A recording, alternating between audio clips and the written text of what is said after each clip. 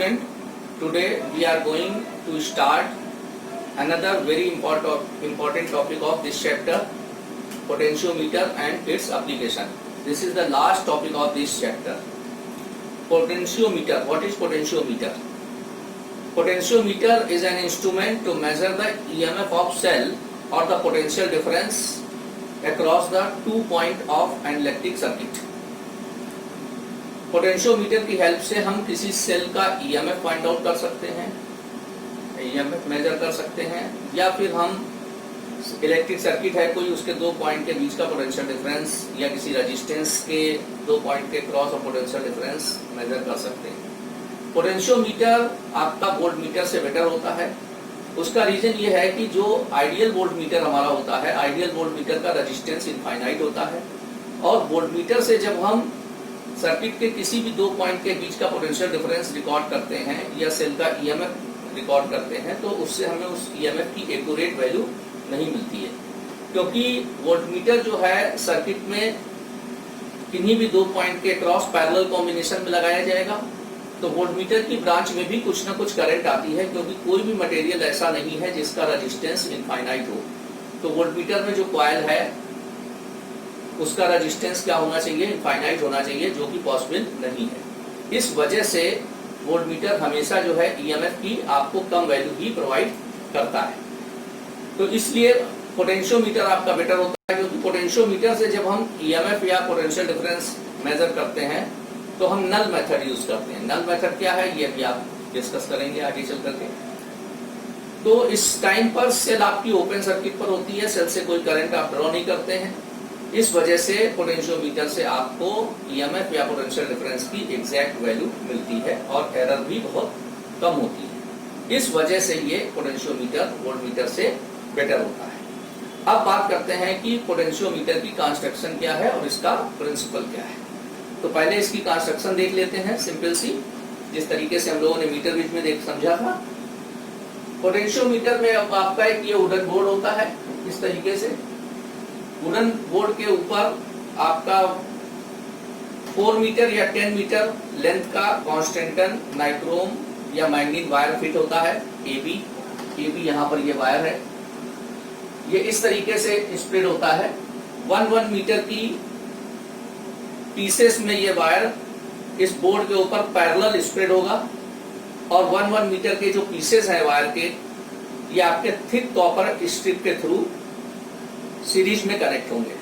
तो ये आपका पूरा ऐसे कनेक्ट है। ये देखिए, ये जो यहाँ पर दिखा रहे हैं ये आपकी थिक कॉपर स्ट्रिप है, ये थिक कॉपर स्ट्रिप। तो ये पूरा एक सिंगल वायर हो गया। इस तरीके का अरेंजमेंट यहाँ पर क्यों किया गया? जिससे कि एक स्मॉल स्पेस में वायर की लार्ज लेंथ आप कवर कर सके, इस वजह से ऐसा किया गया। पोटेंशियोमीटर जो आप यूज करते हैं, इसमें 4 वायर पोटेंशियोमीटर मींस 1 मीटर के 4 इस तरीके के अरेंजमेंट होंगे, या फिर 10 मीटर वायर का पोटेंशियोमीटर होता है। 10 वायर पोटेंशियोमीटर ज्यादा बेटर होगा, वो क्यों अभी आप समझ जाएंगे इसके डिस्कशन में। तो सबसे पहले अब हम इसका प्रिंसिपल पढ़ते हैं। तो इसमें हमने कंस्ट्रक्शन इसकी देख ली। थिक कॉपर स्ट्रिप हमने आपको बता दिया है क्यों यहाँ पर थिक कॉपर स्ट्रिप का यूज किया गया है, क्योंकि थिक कॉपर स्ट्रिप का रेजिस्टेंस कम होता है, तो उससे यहाँ वायर का रेजिस्टेंस बहुत ज्यादा जो है इफेक्टेड नहीं होगा। ये वायर कॉन्स्टेंटन नाइक्रोम या मैग्नीन का होता है, क्योंकि ये मटेरियल्स जो हैं ये लो टेम्परेचर डिपेंडेंट वाले होते हैं। इनका टेम्परेचर कोफिशिएंट ऑफ रेजिस्टेंस की वैल्यू अल्फा की वैल्यू कम होती है, जैसा कि आपने मीटर बीच में डिस्कस किया था, और स्पेसिफिक रेजिस्टेंस हाई होता है। तो लो टेम्परेचर डिपेंडेंट होने की वजह से ये वायर पोटेंशियोमीटर में यूज किए जाते हैं। कॉपर वायर हम लोग नहीं यूज करते हैं, क्योंकि कॉपर का रेजिस्टेंस टेम्परेचर के साथ बहुत जल्दी चेंज हो जाता है। अब इसकी वर्किंग को समझते हैं कि किस तरीके से हम इसकी हेल्प से किसी सेल का ईएमएफ मेजर करते हैं। बहुत इंपॉर्टेंट प्रिंसिपल है ये आपका एबी एक तरीके से ये पोटेंशियोमीटर वायर यहाँ पर सिंगल वायर के फॉर्म में हमने रिप्रेजेंट किया हुआ है। ये वायर यही है जो यहाँ पर ये इस तरीके से बना हुआ है, इसी को हमने सिंगल वायर के फॉर्म में यहाँ पर रिप्रेजेंट किया है। तो ये ए बी आपका एक तरीके से ये पोटेंशियोमीटर वायर हमने रिप्रेजेंट किया है। इसके साथ में ए पर हमने एक बैटरी कनेक्ट की, पॉजिटिव टर्मिनल इसका कनेक्ट किया है। निगेटिव से की का कनेक्शन एक रियोस्टेट से है और रियोस्टेट का कनेक्शन पोटेंशियोमीटर के सेकेंड टर्मिनल बी से हो गया यहां से। इस तरीके से ये हमने बैटरी का एक सर्किट कंप्लीट कर लिया। ये जो ऊपर सर्किट बना हुआ है, इस सर्किट को बोलते हैं ऑक्सिलरी सर्किट और प्राइमरी सर्किट। जब बैटरी का कनेक्शन आप ए और बी के क्रॉस कर देते हैं तो करंट बैटरी से ए से बी की ओर फ्लो होगी। इस तरीके से करंट ए से बी की ओर फ्लो होगी। ए आपका पॉजिटिव टर्मिनल से कनेक्ट है और बी आपका नेगेटिव से कनेक्ट है, तो ए का पोटेंशियल हाई होगा और बी का पोटेंशियल लो होगा। आप ए टू बी मूव करा रहे हैं करंट को, तो आपको पता है ऑलरेडी कि current high potential to low potential move करती है, और जैसे जैसे आप ए से बी की तरफ मूव करेंगे पोटेंशियल डिक्रीज होता जाएगा, and potential drop per unit length of this wire A B is called potential gradient. तो ए से बी की तरफ जाएंगे तो इसकी वायर की यूनिट लेंथ पर जो पोटेंशियल ड्रॉप होगा या यूनिट लेंथ का जो पोटेंशियल डिफरेंस होगा, that is called potential gradient. Rate of change of potential with distance, या ऑलरेडी आपको पता ही है डेफिनेशन। अब ये जो एक सेल हम यहां ले लेते हैं जिसका ईएमएफ आपको ई गिवन है, इस ई की वैल्यू आपको फाइंड आउट करनी है। तो सेल के लिए भी हम एक छोटा सा सर्किट यहां पर बनाएंगे। जो हमारी सेल है जिसका ईएमएफ हमें मेजर करना है पोटेंशियोमीटर की हेल्प से, इसका पॉजिटिव टर्मिनल भी हम ए पॉइंट पर ही कनेक्ट करेंगे जहां पर बैटरी का पॉजिटिव टर्मिनल कनेक्ट है। नेगेटिव टर्मिनल से हम एक गैल्वेनोमीटर कनेक्ट करते हैं, और गैल्वेनोमीटर का जो सेकंड एंड है, एक एंड पर इधर कनेक्ट कर दिया सेल के नेगेटिव से, और जो गैल्वेनोमीटर का सेकंड टर्मिनल होता है उसका कनेक्शन हम एक स्लाइडिंग की, जिसको जौकी बोलते हैं, उससे हम कनेक्ट करके इस जौकी को पोटेंशियोमीटर वायर पर हम कहीं भी टच करा सकते हैं। ए से बी में किसी भी जगह पर टच करा सकते हैं। तो ये सर्किट आपका क्लियर हो गया आपको। अब थोड़ा सा इसकी वर्किंग समझ लेते हैं। सपोज ये जो हमारा सर्किट है, इसमें बैटरी से वायर एबी में जो करंट फ्लो हो रही है वो आई है। I be the current in the wire AB, and rho dash is the resistance per unit length of the wire AB. Rho dash ये जो आपका वायर है एबी, इसकी यूनिट लेंथ का रेजिस्टेंस हो गया। तो यूनिट लेंथ का रेजिस्टेंस अगर रो डैश है और आई करंट इसमें फ्लो हो रही है, तो यूनिट लेंथ का potential difference according to Ohm's law क्या हो जाएगा, I into rho dash. Unit length का potential difference means potential gradient, तो ये हमारी कितनी हो जाएगी, आई इंटू रो डैश। और अगर ये टोटल वायर हमारा एल लेंथ का है, तो ये पोटेंशियल डिफरेंस हम निकाल सकते हैं। अगर हम potential drop per unit length को लेंथ से मल्टीप्लाई कर देंगे, पूरी लेंथ ए से बी तक की लेंथ को मल्टीप्लाई कर देंगे, तो इस पूरे वायर की लेंथ का पोटेंशियल डिफरेंस आपका आ जाएगा।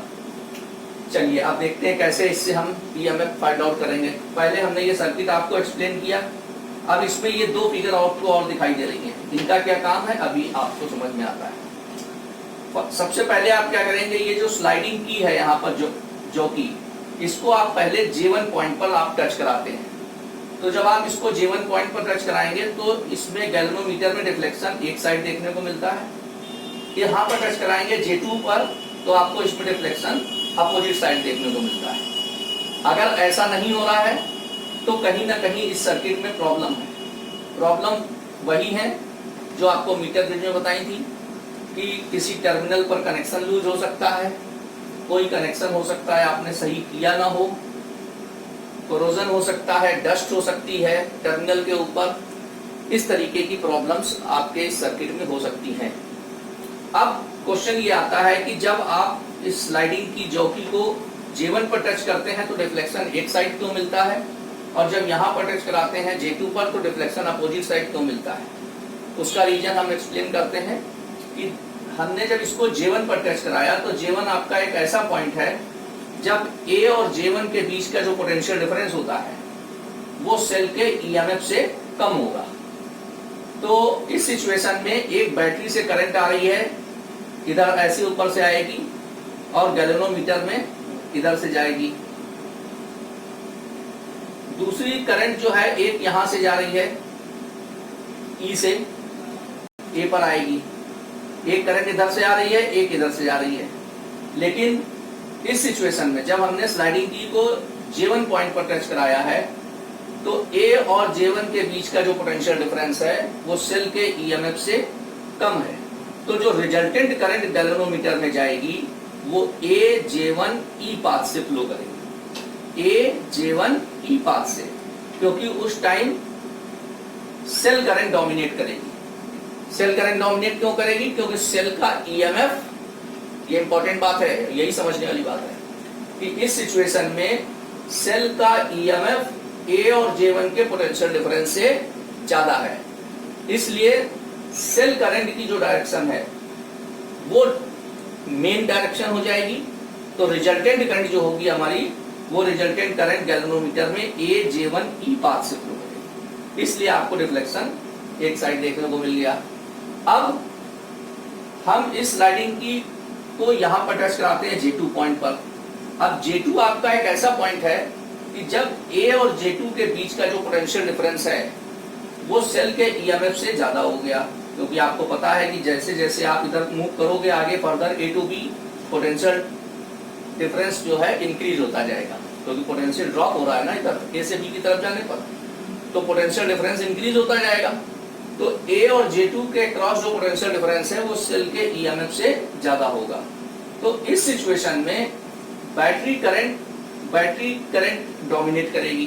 तो बैटरी करंट ऊपर से आ रही थी ऐसे और ये इधर से जा रही थी, तो बैटरी करंट की डायरेक्शन मेन हो जाएगी। तो रिजल्टेंट करंट जो है AEJ2 पाथ से फ्लो करेगी। ये इसका पाथ होगा ये देखिए एरो बना हुआ है AEJ2। पहली सिचुएशन में क्या था AJ1E, ये एरो बना हुआ देखिए। ये दोनों इंपॉर्टेंट एरो हैं, इनको ध्यान रखिएगा। तो इस बार क्या होगा, डिफ्लेक्शन पहले से अपोजिट साइड हो जाएगा। तो दो सिचुएशन यहां दिखाई दे रही हैं कि फर्स्ट सिचुएशन में सेल करंट डोमिनेट कर रही है, इसलिए रिजल्टेंट करंट गैल्वेनोमीटर में AJ1E पाथ से फ्लो हो रही है। सेकंड सिचुएशन में बैटरी करंट डोमिनेट कर रही है, तो जो रिजल्टेंट करंट होगी वो AEJ2 पाथ से फ्लो होगी। इसका मतलब यह हुआ कि J1 और J2 के बीच में भी एक ऐसा पॉइंट जरूर होगा जब हम इसको यहां टच कराएंगे वायर पर स्लाइडिंग की को, तो A और J के बीच का जो पोटेंशियल डिफरेंस होगा वही सेल के EMF के इक्वल होगा। तो अगर हम A और J के क्रॉस पोटेंशियल डिफरेंस मेजर कर ले जाते हैं तो ऑटोमेटिक हमें सेल का EMF मिल जाएगा। तो J आपने अब यहाँ पर टच कराया स्लाइडिंग की को, तो जब आप यहाँ पर टच कराते हैं तो A और J का पोटेंशियल डिफरेंस सेल के EMF के इक्वल हो जाएगा। तो इस टाइम पर गैल्वेनोमीटर में कोई भी डिफ्लेक्शन आपको दिखाई नहीं देगा, मतलब इसका जो पॉइंटर होगा वो 0 पर आपको दिखाई देगा। यही नल मेथड है, यानी नल पोजीशन पर होगा गैल्वेनोमीटर। तो इस टाइम सेल ओपन सर्किट पर कही जाए, सेल से कोई भी करंट आपकी फ्लो नहीं हो रही होगी। तो इस सिचुएशन में A और J के क्रॉस जो पोटेंशियल डिफरेंस है वो सेल के EMF के इक्वल हो जाएगा। अब सपोज आपका जो ये A और J के बीच की जो वायर की लेंथ है ये आपकी कितनी है, L है। तो L लेंथ का जो पोटेंशियल डिफरेंस होगा उसको हम निकालना चाहते हैं। तो according to Ohm's law current into resistance, current इसमें AB वायर में I आ रही थी, यूनिट लेंथ का जो पोटेंशियल डिफरेंस, यूनिट लेंथ का जो रेजिस्टेंस था वो रो डैश था, तो L लेंथ का रेजिस्टेंस कितना हो जाएगा, रो डैश इनटू L। तो A से J तक का जो रेजिस्टेंस है ये आपका हो जाएगा रो डैश इनटू L। अब इसमें जो आपका I इंटू रो डैश है ये आपकी पोटेंशियल ग्रेडियंट हो गई, potential drop per unit length, इसको हम K से रिप्रेजेंट कर देते हैं यहाँ पर।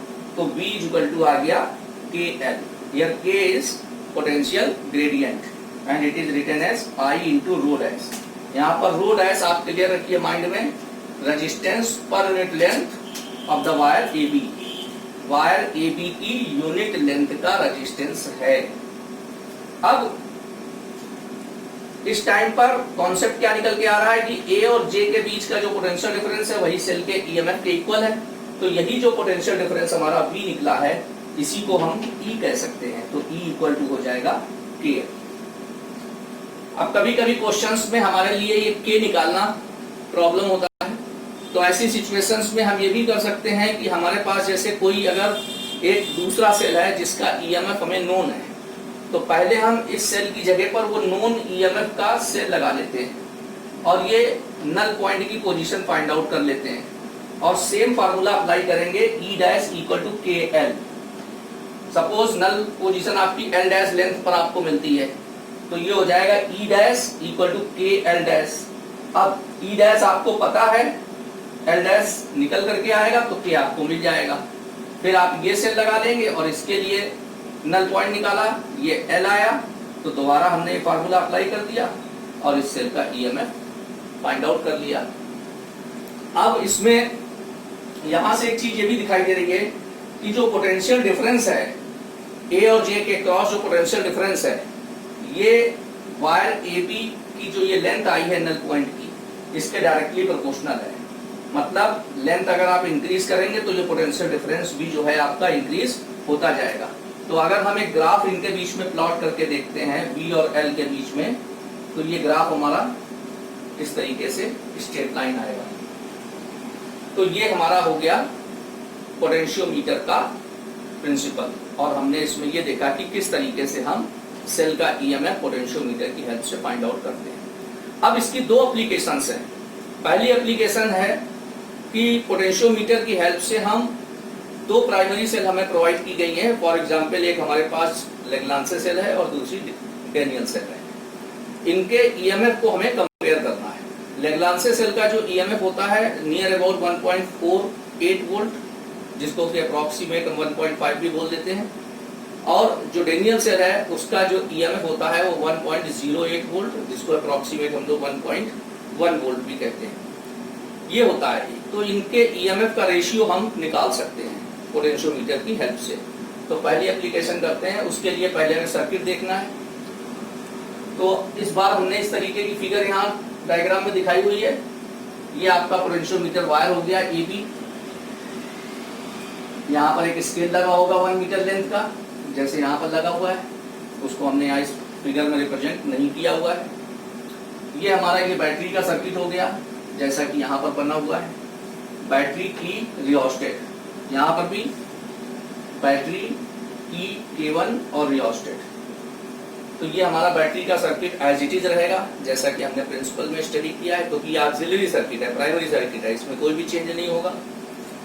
ये वो दो सेल हैं, फर्स्ट सेल ये हो गई, सेकंड सेल ये हो गई। फर्स्ट सेल का ईएमएफ E1 है, सेकंड सेल का ईएमएफ E2 है। इन दोनों सेलों के पॉजिटिव टर्मिनल हम उसी पॉइंट पर कनेक्ट कर देंगे जहां पर हमने बैटरी का पॉजिटिव टर्मिनल कनेक्ट किया है। यहाँ पर ये 2 वे प्लग की हमने यूज की हुई है।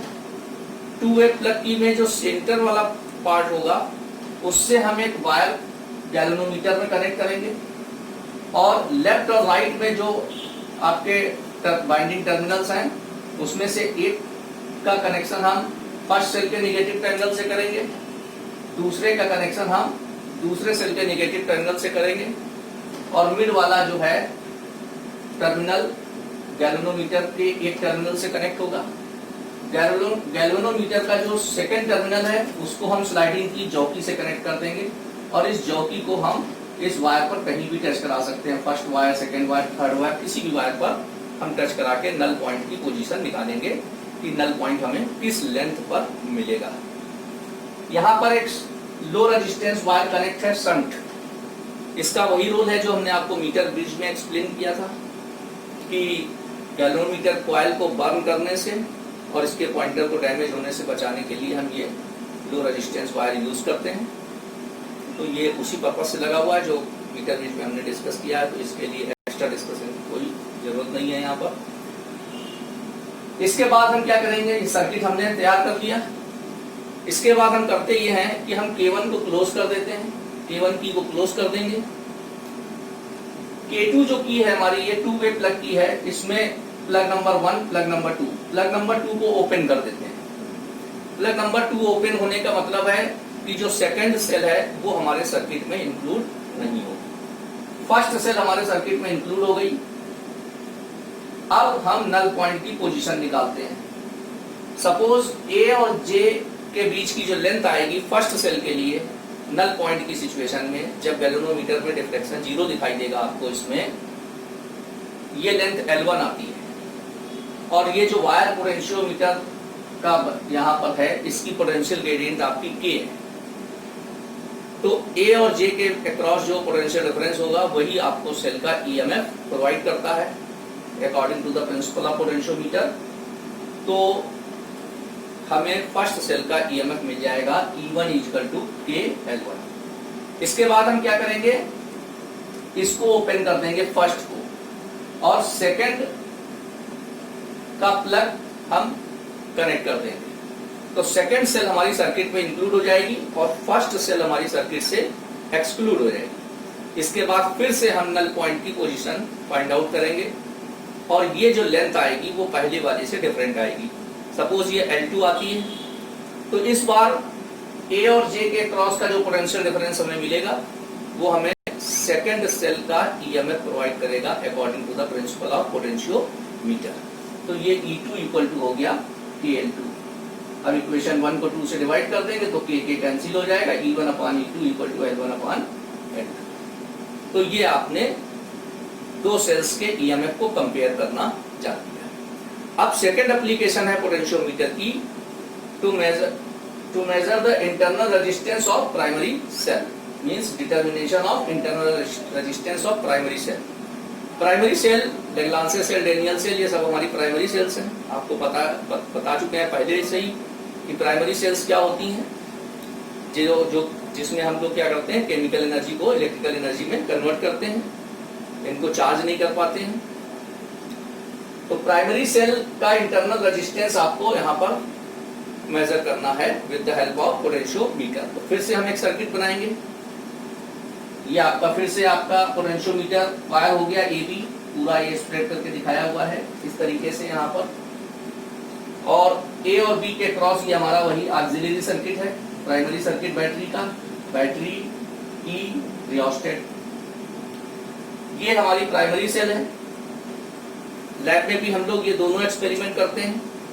प्राइमरी सेल के लिए हम लोग लैग्रांज सेल यूज करेंगे। लैग्रांज सेल का जो पॉजिटिव टर्मिनल होगा उसको हम A से कनेक्ट कर देंगे, B नेगेटिव टर्मिनल हमें E से कनेक्ट कर देते हैं। की और पॉजिटिव टर्मिनल के बीच में आपने एक रेजिस्टेंस बॉक्स कनेक्ट कर रखा है। रेजिस्टेंस बॉक्स में डिफरेंट वैल्यूज के रेजिस्टेंसेस होते हैं और इससे हम कोई भी रिक्वायर्ड रेजिस्टेंस अपनी मर्जी से इस सर्किट में इंक्लूड कर सकते हैं। सेल का नेगेटिव टर्मिनल आपने K2 पर कनेक्ट किया हुआ है और यहीं से एक वायर जो है गैल्वेनोमीटर के एक टर्मिनल पर कनेक्ट करेंगे और गैल्वेनोमीटर का दूसरा टर्मिनल हम स्लाइडिंग की चौकी से कनेक्ट कर देंगे। गैल्वेनोमीटर के क्रॉस हमने एक लो रेजिस्टेंस वायर शंट भी यूज कर रखा है। शंट का पर्पज आपको ऑलरेडी एक्सप्लेन कर चुके हैं। ये आपका सर्किट हो गया इंटरनल रेजिस्टेंस फाइंड आउट करने के लिए। अब किस तरीके से हम इसको मेजर करेंगे, इंटरनल रेजिस्टेंस स्मॉल r की वैल्यू फाइंड आउट करेंगे। इसके लिए क्या करते हैं, यहाँ पर एक की K1 लगी हुई है और सेकंड की यहाँ पर K2 लगी हुई है। स्टार्टिंग में हम K2 को ओपन रखेंगे। K2 ओपन रखने का मतलब ये हो गया कि रेजिस्टेंस बॉक्स हमारा सर्किट से एक्सक्लूड है, यानी कोई भी एक्स्ट्रा रेजिस्टेंस हमने सर्किट में इंक्लूड नहीं किया है, मतलब सेल ही केवल सर्किट में है। तो इस टाइम A और J के क्रॉस जो पोटेंशियल डिफरेंस हम इस सिचुएशन में निकालेंगे पोटेंशियोमीटर की हेल्प से, वो हमें सेल का EMF प्रोवाइड करेगा। ये इंपॉर्टेंट बात है जब तक हम रेजिस्टेंस इंट्रोड्यूस नहीं कर रहे हैं उस कंडीशन। तो अभी हमने क्या किया, इनिशियली हमने K1 को क्लोज कर दिया और K2 को ओपन रखा। अब हम इस स्लाइडिंग की को इन वायर पर टच करा करके हम नल पॉइंट की पोजीशन देखते हैं कि किस लेंथ पर आ रही है। 400 पे आ रही है, 300 पे आ रही है, 700 पे आ रही है, 600 पे आ रही है, 650 पे आ रही है, 630 पे आ रही है, कहाँ आ रही है। इसके बाद हम जब नल पोजीशन निकाल लेंगे तो ए और जे के क्रॉस पोटेंशियल डिफरेंस जो ये हमारा आएगा, ये हमारा सेल का ईएमएफ होगा जो ये प्राइमरी सेल हमने यूज की है। फॉर एग्जाम्पल ये नल पोजीशन आपको ए से L1 लेंथ पर मिल रही है, तो जो सेल का ईएमएफ हो जाएगा according to the principle of potentiometer E equal to हो जाएगा के L1। इसके बाद क्या करेंगे, हम इस K2 को क्लोज कर देंगे। K1 को भी क्लोज कर दिया पहले से ही, K2 को भी क्लोज कर दिया, और यहां से एक हाई रेजिस्टेंस हम यहां से पिकअप कर लेते हैं।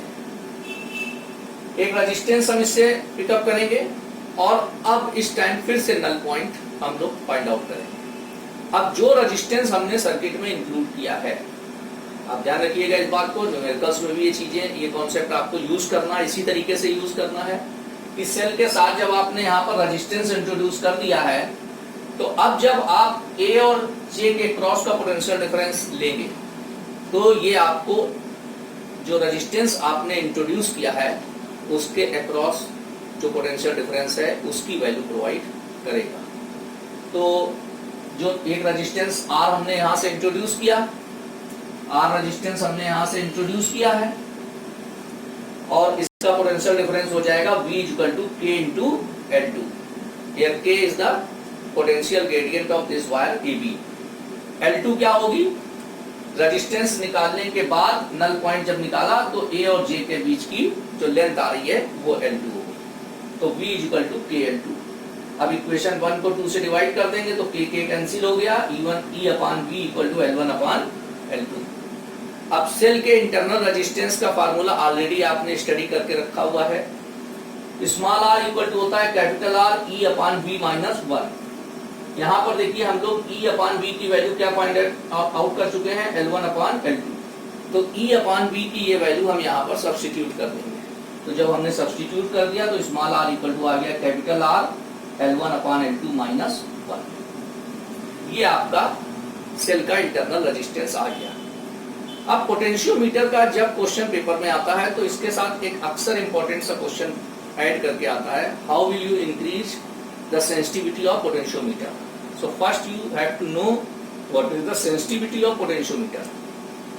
पोटेंशियोमीटर की सेंसिटिविटी से क्या मीनिंग है, देखिए अगर आप जो ये स्लाइडिंग की आपकी है, स्लाइडिंग की को आप नल पॉइंट से स्लाइटली डिस्प्लेस अगर कर रहे हैं तो जरा सा भी डिस्प्लेस करने से अगर आपके गैल्वेनोमीटर में एक लार्ज रिफ्लेक्शन आपको दिखाई देता है तो वो पोटेंशियोमीटर आपका सेंसिटिव पोटेंशियोमीटर कहा जाएगा। कि अगर आप लेंथ को जरा सा भी चेंज करें तो पोटेंशियल डिफरेंस काफी चेंज हो जाएगा, तो वो पोटेंशियोमीटर आपका सेंसिटिव पोटेंशियोमीटर कहा जाएगा। और पोटेंशियोमीटर की सेंसिटिविटी डिपेंड करती है पोटेंशियल ग्रेडियंट पर, और पोटेंशियल ग्रेडियंट अगर आप यहां से फार्मूला देखें V इक्वल टू के एल, तो K इज इक्वल टू हम लिखेंगे V अपान L। तो पोटेंशियल ग्रेडियंट वायर की लेंथ के इनवर्सली प्रोपोर्शनल है। इसका मतलब है लेंथ अगर ज्यादा होगी तो पोटेंशियल ग्रेडियंट कम होगी, और potential gradient means potential drop per unit length जितना कम होगा उतनी ही सेंसिटिविटी ज्यादा होगी। तो पोटेंशियोमीटर की सेंसिटिविटी इंक्रीज करने के लिए वायर की लेंथ, पोटेंशियोमीटर में जो वायर यूज करते हैं कॉन्स्टेंटन, नाइक्रोम और मैग्नीज वायर, इसकी लेंथ को ज्यादा रखा जाता है। यही रीजन होता है कि 4 वायर पोटेंशियोमीटर के कंपैरिजन में 10 वायर पोटेंशियोमीटर ज्यादा सेंसिटिव होता है। वोल्टमीटर के ऊपर इसका एडवांटेज हमने आपको पहले ही बताया कि वोल्टमीटर से ये बेटर क्यों है, क्योंकि पोटेंशियोमीटर से अब हमने कंप्लीट डिस्कशन देख लिया है कि पोटेंशियोमीटर से जब हम पोटेंशियल डिफरेंस रिकॉर्ड कर रहे हैं तो हम सेल से कोई करंट ड्रॉ नहीं कर रहे हैं, सेल हमारी ओपन सर्किट पर है। तो इस समय क्या होगा कि सेल की दोनों प्लेटों के बीच जो पोटेंशियल डिफरेंस हमें मिलेगा वो हमें एग्जैक्ट वैल्यू प्रोवाइड करेगा सेल के ईएमएफ की। पोटेंशियोमीटर से हमें कोई रीडिंग नहीं पढ़नी होती है, क्योंकि हमें कोई रीडिंग रिकॉर्ड नहीं करनी है, सिर्फ हमें नल पॉइंट देखना है और उसमें एरर बहुत कम होती है, और वो एरर और भी मिनिमाइज हो जाती है अगर हम वायर की लेंथ को ज्यादा रखते हैं, क्योंकि potential drop per unit length उतना ही आपका कम हो जाएगा लेंथ ज्यादा रखने से। तो ये एरर और भी कम आएगी। लेकिन जब हम वोल्टमीटर से पोटेंशियल डिफरेंस रिकॉर्ड करते हैं तो हमें रीडिंग पढ़नी पड़ती है और वोल्टमीटर के लीस्ट काउंट की वजह से कुछ ना कुछ एरर उसमें आएगी और वो इस सिचुएशन से ज़्यादा होती है, इसलिए हमें वो ईएमएफ या पोटेंशियल डिफरेंस की एग्जैक्ट वैल्यू प्रोवाइड नहीं करता है। दूसरी बात ये भी है कि वोल्टमीटर जो होता है आइडियल वोल्टमीटर, उसका रेजिस्टेंस इनफाइनाइट होता है, तो ऐसा कोई भी मटेरियल नहीं है जिसका रेजिस्टेंस इनफाइनाइट हो। इस वजह से हम आइडियल वोल्टमीटर बना नहीं सकते, तो हमें पोटेंशियल डिफरेंस या ईएमएफ की एग्जैक्ट वैल्यू मिल नहीं सकती। ये कुछ रीजंस हैं जिसकी वजह से आपका पोटेंशियोमीटर वोल्टमीटर के ऊपर कुछ एडवांटेज रखता है। अब बात ये आती है कि जब हम इस एक्सपेरिमेंट को करते हैं तो हमें एक चीज बहुत जरूरी है समझ लेना कि हम ये नल पॉइंट की लेंथ को कैसे मेजर करते हैं। देखिए जो स्केल यहाँ पर लगा होगा इसमें 1 से लेकर के 100 तक यहाँ लिखा होगा, फिर यहाँ 1 से स्टार्ट होगा और 100 इधर लिखा होगा। तो जब हम ऐसे जा रहे हैं तो ये हमारी 1 हुई, 1 से ये 100, 100 के बाद ये 101 इधर से शुरू होगा, 101 से फिर यहाँ पर आएंगे ये 200 हो गया, फिर इधर से 201 से स्टार्ट होगा तो 201 से लेकर के फिर ये 300 आएगा। अब सपोज अगर आपकी नल पॉइंट आपको थर्ड वायर पर यहाँ मिल गया, अब इसके सामने 40 भी लिखा है और 60 भी लिखा है, नीचे 40 है तो ऊपर 60 है, या नीचे 60 है तो ऊपर 40 है। अब इस वैल्यू को हम क्या लिखेंगे, क्या पढ़ेंगे? तो देखिए ये हुआ आपका 100, यहाँ 101 से चले ये हुआ 200, अब इधर से जा रहे हैं तो 200 1 2 3 ऐसे करते हुए जाएंगे तो यहाँ पर आपकी नल पोजीशन आ रही है। अब एक तरफ लिखा है 60, एक लिखा है 40, तो हम इसको क्या लेंगे 260, क्योंकि 201 इधर से स्टार्ट हुआ है तो ये 260, 40 वाला छोड़ देंगे। तो इस तरीके से इसको हम लेते हैं। यहाँ पर जो ये वायर हमने यूज किया है कॉन्स्टेंटन नाइक्रोम या मैग्नीन, ये यूनिफॉर्म क्रॉस सेक्शन का वायर यूज किया है जिससे कि रेजिस्टेंस इसका एक ही जैसा रहे। और जो स्लाइडिंग की है इसको हमें इसके ऊपर बहुत ज्यादा रब नहीं करना चाहिए, क्योंकि अगर आप इसके ऊपर रब करोगे तो इसका area of cross section change हो जाएगा, जैसा कि आपको मीटर ब्रिज में एक्सप्लेन किया था, तो इसका रेजिस्टेंस चेंज हो जाएगा और आपका रिजल्ट अफेक्टेड हो जाएगा। तो ये हमने आपको आज पोटेंशियोमीटर और उसकी एप्लीकेशन से रिलेटेड चीजें और आपको डिस्कस की। साथ ही साथ इसमें हमने आपको ये भी बताया कि पोटेंशियोमीटर आपका वोल्टमीटर से बेटर क्यों होता है और इसकी सेंसिटिविटी को आप कैसे इंक्रीज कर सकते हो। एक चीज आप यहाँ पर ये देखिए, तो जो ये वायर हमने ए बी लिया हुआ है पोटेंशियोमीटर में, इसका रेजिस्टेंस अगर हम R कह रहे हैं और इसमें करंट आपकी I फ्लो हो रही है, तो according to the Ohm's law जो पोटेंशियल डिफरेंस होगा ए और बी के अक्रॉस उसको हम क्या लिख सकते हैं V = I × R, where R is the resistance of wire AB। अब रेजिस्टेंस और वायर AB का जो स्पेसिफिक रेजिस्टेंस है उनमें आपस में क्या रिलेशन होता है, R = ρL/A। L अगर हम इस वायर AB की लेंथ कह दें यहाँ पर और A इसका एरिया ऑफ क्रॉस सेक्शन है, तो ये हो जाएगा I ρL/A। R की वैल्यू पुट कर दी हमने। अब यहाँ पर हम इसको यूं भी लिख सकते हैं V = KL, where K = I ρ/A। यहाँ पर I ρ/A जो है इसको हम K लिख रहे हैं, K आपका हो गया potential drop per unit length. अब यहाँ से अगर इस फॉर्मूले को देखें तो पोटेंशियल ग्रेडियंट करंट पर डिपेंड करती हुई नजर आ रही है। मतलब अगर हम रियोस्टेट की हेल्प से पोटेंशियोमीटर के सर्किट में करंट की वैल्यू कम करेंगे तो करंट की वैल्यू कम करने से क्या होगा, पोटेंशियल ग्रेडियंट कम हो जाएगी और पोटेंशियल ग्रेडियंट कम हो जाने से क्या हो जाएगा, पोटेंशियोमीटर की सेंसिटिविटी इंक्रीज हो जाएगी, क्योंकि पोटेंशियल ग्रेडियंट जितनी कम होगी सेंसिटिविटी उतनी ज्यादा होगी। तो पोटेंशियल ग्रेडियंट को कम करने के लिए आपके पास दो रास्ते हैं, चाहे लेंथ से आप समझिए लेंथ को बढ़ा दीजिए, तो लेंथ को बढ़ा करके भी आप पोटेंशियल ग्रेडियंट को कम कर सकते हैं और करंट को सर्किट में डिक्रीज करके भी पोटेंशियल ग्रेडियंट को कम किया जा सकता है। तो ये आपका टॉपिक हो गया complete potentiometer and its application.